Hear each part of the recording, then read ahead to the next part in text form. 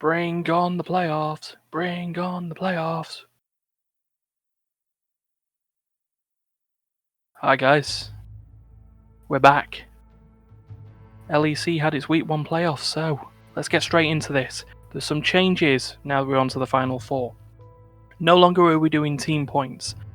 No ability to just let the performance of your team get you further through the competition. This is purely your predictions only, and our predictions.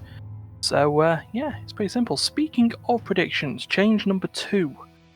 We're no longer looking for just team to get the first of each objective. We're on best of 5s now. So we're going to look for aggression.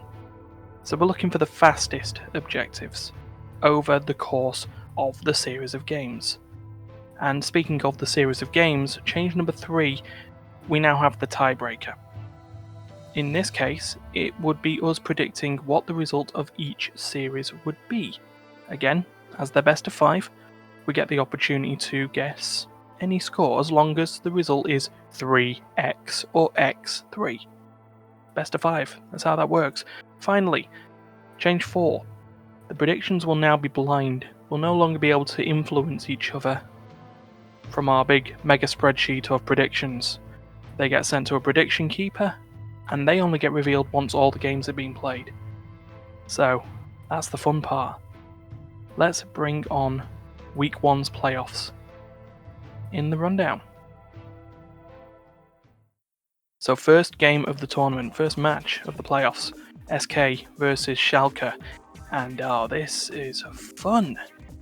As we go through, you're seeing all the objective times that have been earned here. Pretty quick, aggressive game for game 1, and Schalke were just going for it. SK were not getting the chance, and quite a lot of quick predictions, quick results. Game 1 went 12-2. So, SK kept the blue side and tried again. And we got some increases in times on SK's objectives. Their usual dragon being the thing. Schalke still really going for Herald and tower based objectives and getting a bit quicker than game 1 up to the Baron. And the win, it took a lot longer to get the Baron than it did to complete the first game. 18 and 19 kills to 9, and Schalke took game 2. This time, Schalke ended up with the blue side to see if SK could change how this game went. It really didn't work. SK still sped up on their dragon kill, as did Schalke with the Herald.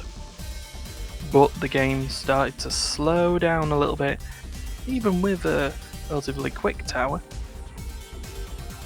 Baron just got sneakily took, but yeah, it was a 3-0 whitewash. SK went out.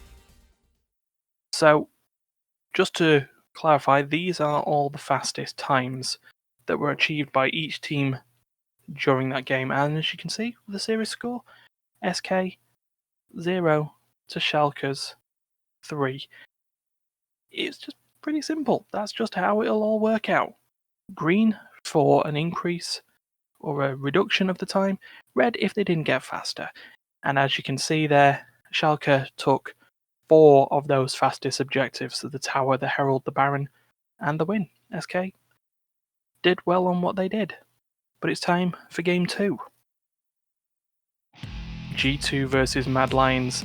This one and the next were shockers, really, because the whole design of this whole split was that Rogue and Mad Lions were the new blood, G2 and Fnatic were the has-beens.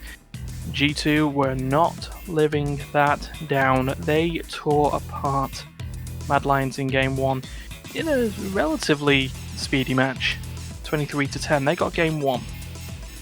So we move to game 2. Mad Lions now on the blue side and got themselves a quick first blood at the cost of a death. Then objectives were a little slow. Dragon wasn't as fast by G2, though the Herald was taken more quickly around the 9-minute mark. Again, Tower wasn't really fast, and the Baron, even though it was taken by Mad Lions, didn't do much for them because they lost this game as well. So they were 2-0 down. So we moved to game 3. Mad Lions kept the blue side, thought they could make this work a little bit more, and give G2 a little bit more pressure, and they did, but in terms of our fastest objectives competition, it really wasn't going that fast, to be honest. A late, nearly 12-minute Herald, which was immediately used, mind. Baron, though, was taken slightly quicker at around 27 minutes, and Mad Lions got a sub 30-minute win. So, 2-1, G2 decide to take the blue again. And this time, well, it was a bit slow all round. And no Baron taken on this one. G2 got themselves the fastest tower of the series. And yeah, tore Mad Lions a new one and dropped them out into the losers bracket of the LEC playoffs with a quick win. So here you go, here are the results again. Series score as confirmed. G2 at 3, Mad Lions at 1. And as you can see with the predictions, yeah, it was pretty much G2's way with the Tower, the Dragon, and the Herald. And getting themselves the fastest win at 26 minutes, 22 seconds at the end. Mad Lions did get themselves that fastest Baron and fastest First Blood, but they'll be back next week in their games. So, there's one match left, and that's Rogue and Fnatic. So here we go, game 1. And, well, Fnatic took it to Rogue early, and this was not the Rogue of the split. Yeah, actual LEC casters and analysts talk about Rogue's ability to do something on a best of 5 as opposed to a best of 1 basis. Usually, though, the idea would be to get the first game under the belt, and this sort of didn't happen. So, game 1 went to Fnatic. Could they change it in game 2? Well, let's find out. Well, no. I mean, Rogue was still getting their core objectives as they do, but they played the same game. A very late First Blood at nearly 8 minutes, and, well, the Herald not long after. You know, that sort of got things going. Rogue ended up with a tower, but not much changed there. Baron taken at nearly 30 minutes, and the win taken 5 minutes later. 4 minutes later. Who's counting? It's time. Anyway, that was 2-0 down for Rogue. Could Fnatic close this series off? Well, they did, and got themselves the fastest First Blood in the process. A Dragon taken during a replay made it hard to take that one, but it was later than the original Dragon. And Herald, again, taken late in LEC standards, as was the Tower. But no, Fnatic wrapped this series up 3-0. So, again, as you can see there, just as a confirmation, Fnatic 3, Rogue 0. So Rogue will be in the losers bracket over the next week. Now, that being said, it was split objectives taken all the way. Rogue ended up with the fastest tower, Dragon and Herald. Baron, First Blood, and the win went to Fnatic.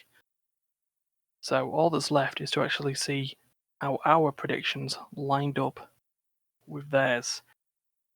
And for the first time, we can see all the predictions in one go. So, here they are, taken from our group Discord. As you can see there, Terry, with a lot of faith in SK at the beginning, unwavering loyalty to G2, which kind of worked out, and Fnatic sort of halfway there. Myself with a split between SK and Schalke, going more mad than G2, and going sort of even Rogue and Fnatic. Duncan had loyalty to Rogue and to Mad Lions, favoured more on SK, and D again went SK, Mad Lions, but nearly full Rogue, but with the Fnatic win. So here are the round results.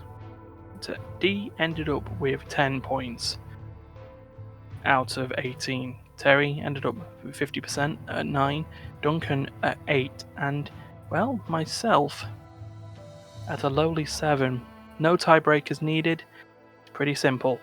Going out of the round is me. So now there are 3, and another 3 matches next week to determine who will be getting one step closer to the Immaterial Gamers Fantasy League trophy. So I hope to see you then, and have fun.